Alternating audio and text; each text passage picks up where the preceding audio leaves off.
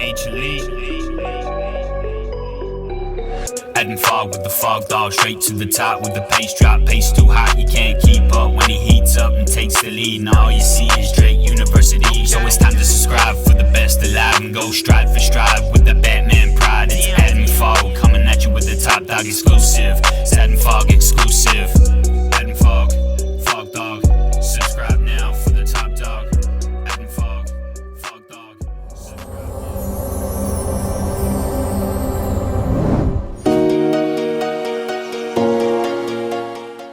At the start of 2021, I was in Australia, unsure of whether or not the NCAA indoor and outdoor track and field seasons would actually go ahead. I'd had a really good period of training at home with a really good group, and things were going pretty well.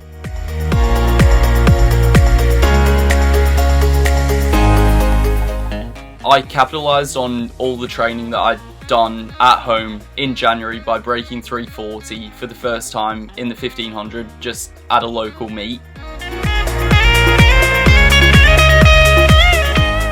A week later, I took a bit of a gamble and made the move back to Drake University in America. It seemed like a pretty silly decision at the time, given how normal life was in Australia in terms of Corona. And I knew that going back was definitely a risk, and that the season, both indoor and outdoor, both were never guaranteed, but I was definitely keen to give it a go, and I'm definitely very glad that I did.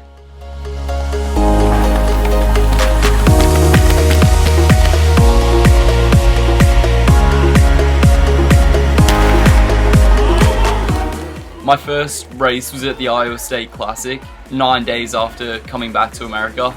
I ran 4 flat for the mile at the same meet last year, and this year I was desperate to get under that 4-minute barrier. Although getting under 4 minutes was definitely a big goal, the main goal was to qualify for the NCAA Indoor Championships, and I thought it would take about 3:58. I ended up second in 3:59.03. It was definitely nice to get under that 4-minute barrier, but at the time it didn't seem like it would be enough to qualify for indoor nationals. Yeah, hopefully 3:59.03 will be enough to qualify for indoor nationals. We'll have to see though. I think I'll probably be about 13th or 14th in the NCAA right now. They take the top 16, so who knows, I might get another crack next weekend. The next weekend, me and my teammate Ryan Schweizer hit the road to have another go at running faster to try and qualify for nationals.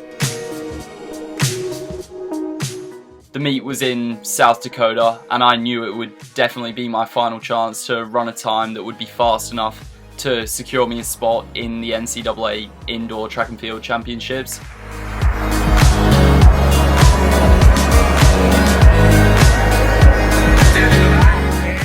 The pacer went out pretty quick, and then he slowed pretty badly, and after going through 800 in 1:59, I hit the lead.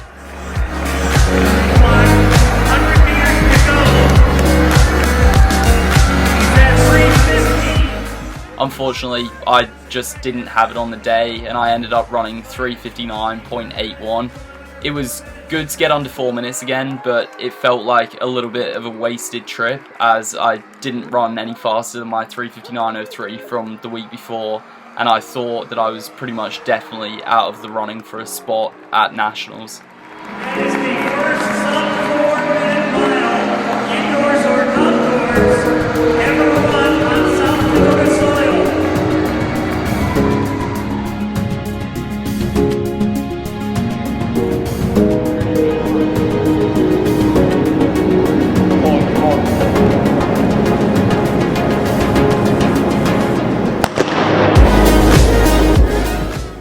After running the mile in South Dakota, I raced the 3K at our indoor conference championships. There was no real goal going into it other than to try and get that win. I hadn't run a 3K yet during the season, so I didn't actually have a seed time for the race, meaning that I was put in the slower section of the 2 timed finals. My teammate Jack Zettel paced me through 1200, and then I was on my own for the remainder of the race. I ended up lapping the field in my section and then came through to take the win in 8:06, which was a new conference meet record. That's a conference record right there in section 1.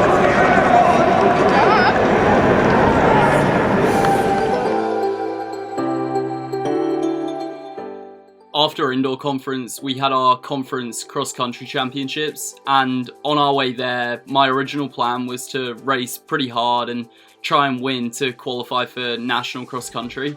But when we arrived after an 8-hour bus drive, I found out that I had actually qualified for indoor nationals in the mile, which was being held in Arkansas a week and a half after conference cross-country. I ended up coming second at Conference Cross and pretty much set my sights on the trip to Arkansas, where I'd be lining up in the mile against the best in the country.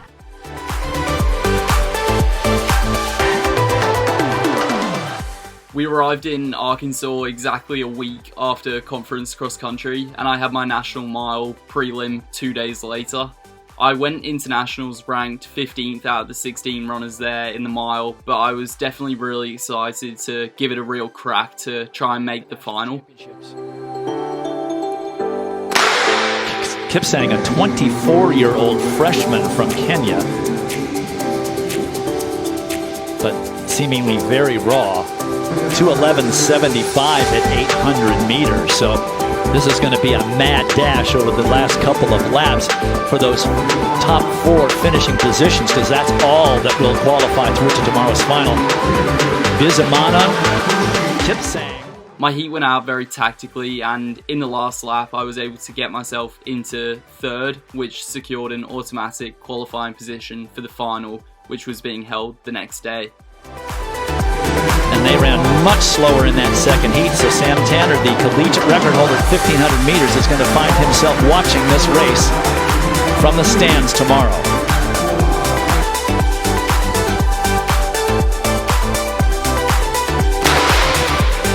The 10 runners will stay in these groups of 7 and 3 through the first 2 full turns and then break for the pole on the finishing straightaway. The only imperial distance that we contest at the NCAA championships indoors. Pretty early on in the final, I found myself kind of in the middle of the pack, sort of near the back but not in a terrible position. And throughout the race I was able to move myself up into kind of a pretty decent spot. Relay at the NCAA championships, they were putting him in the top 5 to finish in the mile. 2 flat 56 for 800 meters, so Hawker turning it up a notch in that second. With just under 800 left to run, I moved up into 4th, and then with 400 to go, I moved into 3rd. I was definitely pretty tired in that last lap, and I got passed by Waleed Suleiman on the line, which pushed me back into 4th, but I was still very, very happy with how it went. 3:53.71, Kipsang, the freshman, will finish second, Suleiman third. It looks like maybe Fogg hung on for 4th. Well, that was about the same time that Hawker ran yesterday in the qualifying round.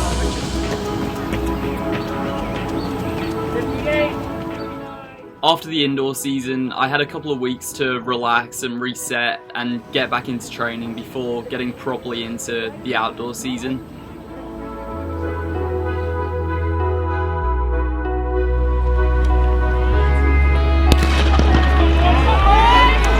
And this is the men's 5,000 meter. Schweitzer and Fogg, great up front. I started my outdoor season by running a 5K at a home meet we had, and my teammate Ryan Schweitzer paced me through 2K. You go, Adam. Keep it up, man. From there, I was solo, and I worked pretty hard to get under the 14-minute barrier for the 5K by running 13:58. Standing up here at 5,000 meters, Adam Fogg.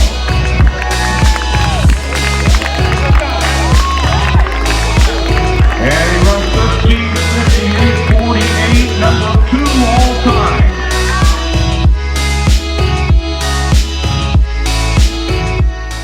A couple of weeks after running the 5K, the Drake Relays came around, where me and Isaac Baston were lining up in the 1500 against a really quality field. He showed his medal indoors when he finished 4th in the mile at NCAA indoors, and he was the 3,000 meter champ at the Missouri Valley Conference indoors, trying to do something at home at Drake that nobody's done in 40 years. Opening 456 seconds, well ahead of the pace to get to a 158.800. The pacer got out pretty fast and we were definitely on for a good time from the get-go, and I was feeling pretty good the whole way through the race. And Ponder. Here we go, Fog, right where he wants to be. Got to get out of that second lane for the turn here, but he's making his hard move here with 200 to go. With 250 to go, I moved into the lead and held that lead right to the line, where I just got out-leaned by Ryan Adams from Furman. My time of 3:38 was a new personal best, as well as a school record and a conference record. Ryan Adams, NCAA number 5. He is surging forward on the outside. It is Fogg and Adams. This record's going to be smashed again. Here they come to the line. Adams leans. Sub 340 for the first time at Drake Relays. 3:38.74. Adams sets the Drake Relays record, and Adam Fogg breaks the Drake University record.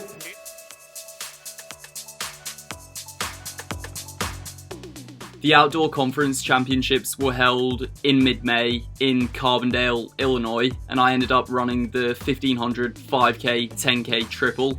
I started on the Friday night with my 1500 prelim and then had the 10K final, which was my 10K debut an hour and a half later.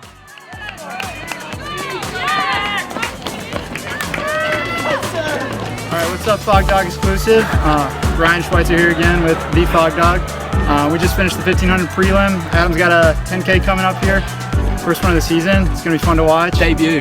Yeah. We both qualified for the final. It was a little risky for me, a little easier for Adam. I got third in my heat. Top 3 qualified in each heat. Blake Bizey of Loyola, the second fastest time. Dominic Paoletti of Valparaiso. You mentioned Loyola's Blake Bizey. In the 10K, Kevin Koski from Illinois State made it a really honest race, and he took the pace pretty much the whole way. But with 500 to go, I was able to move up and into the lead, and from that point on, I didn't really look back, and I ended up getting the win in the 10K in 29:26. He feels good as he crosses the finish line. Adam Fogg, I believe he 10K champ. Probably unofficially broke the conference record. I have to see the actual. Yeah. The men are to the line here in the 1500. As here in the 1500, Kelly, a 2-horse race here with Adam Fogg and Jack Anstey going head-to-head, a race that Valley fans have been looking forward to all year long, as both broke the Missouri Valley Conference record in this outdoor season. On Sunday, I came back for the 1500 final, and me and my teammate Ryan Schweitzer were in there, and it was said to be a really good race between us and Jack Anstey from Illinois State, who's run 3:39 for the 1500. Early on, it was really pretty tactical. We went through 800 in about 2:10, and at that point, I decided to take the lead and kind of start to wind the pace up and make a bit of a run for home. Yesterday, and here we see now Fogg making the move on the outside on this backstretch, and Anstey going right with him. I ended up holding that lead to the finish to take the win in 3:50, with Jack Anstey coming in second, and my teammate Ryan Schweitzer got himself into 4th. Adam Fogg out in front. Anstey chasing. Fogg won the 1500 on Friday. And Adam Fogg for Drake is going to hold off Jack Anstey of Illinois State. The competitors now to the mark, and we see Adam Fogg is entered here in the men's 5K. The Drake Bulldog is on the inside group and has the early lead here. I didn't originally plan on running the 5K, but I was entered in it, and 2 hours after the 1500, after doing my warm down, I felt pretty good, and so I decided to race the 5K.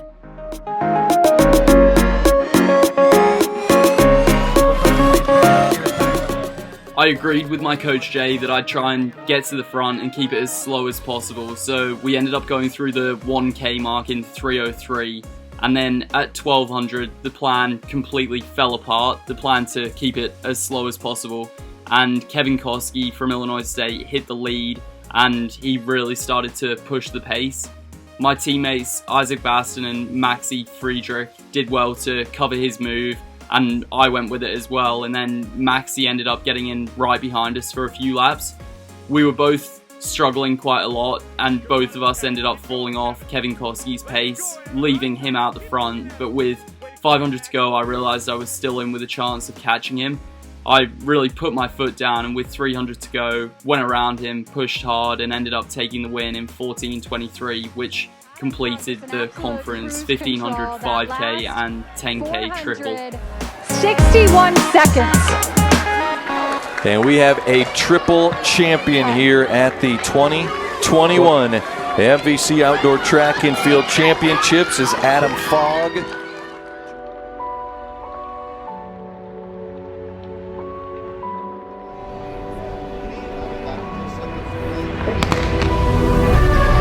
They are off. Just under 2 weeks after conference, we went to Texas A&M for the NCAA West Regional Prelims, where I was running the 1500. Senior Talem Franco at Sterling 3:37.55 PR in this event. The top 48 times for every event go to regionals in the East and in the West, and then from each region, the top 12 go on to nationals. I got through my prelim in third, and then in the final, me and Isaac Baston both aimed to be in the top 5 to qualify for NCAAs. And Martin Prodanov, who has such a great kick, also in the mix. Coming up to 800 meters now. 2:03, so it is a slower race than the first one. The pace was pretty honest from the start, and I wasn't feeling great, but in the end I just did enough to qualify for nationals by finishing in 5th.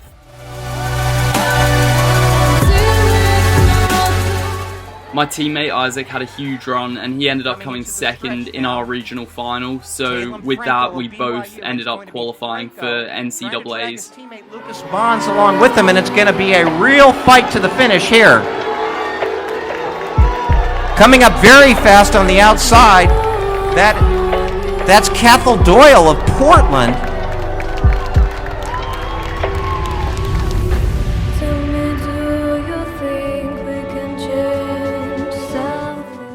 We had a week to prepare before we flew to Eugene, Oregon for the NCAA Outdoor Track and Field Championships, which was going to be our final meet for the season. The top 24 people in the country for every event qualified for nationals, and the 1500 field was absolutely loaded. 4 athletes total qualified to come here from the 2 regional championship meets, regional events. 2 heats of 12 athletes are going to have the top 5 across the line will automatically qualify to Friday's final. Then the next 2 fastest times over the 2 heats. So just trying to cut the field. I was in the first heat and the pace was fast from the start.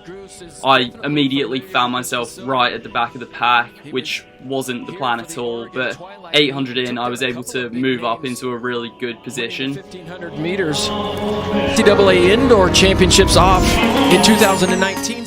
Unfortunately, my legs were really pretty tired and I just didn't have it on the day. With 250 to go, I started getting passed by pretty much everyone in the field, and in the home straight I passed 2 people to run 340 and come 10th in my heat and 16th overall in the NCAA, which meant that I missed out on qualifying for the final. First 3 laps and just hang on. But I like it, he made it an honest pace, making 4th. My teammate Isaac had a great run in his heat, which qualified him into the national final. Looking like they're going to be not automatically qualifying. Maybe Ryan on the inside. Lane 1. Maybe he ended up 12th in that national final, which capped off a huge season for him. Cole Hocker, who's already had an unbelievable season, ended up taking the win in the national 1500 final, just ahead of Yared Naguse, and Waleed Suleiman came in third. 10 right here. Hocker wins it. Naguse second, Suleiman third, and Kinsang fourth.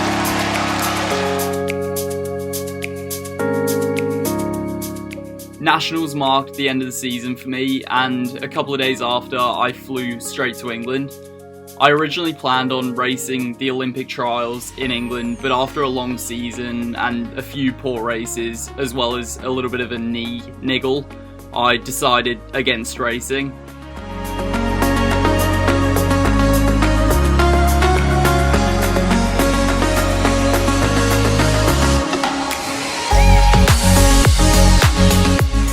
After a year and a half of consistent weekly videos on the Fogdog exclusive, I am actually going to be taking a short break now from uploading.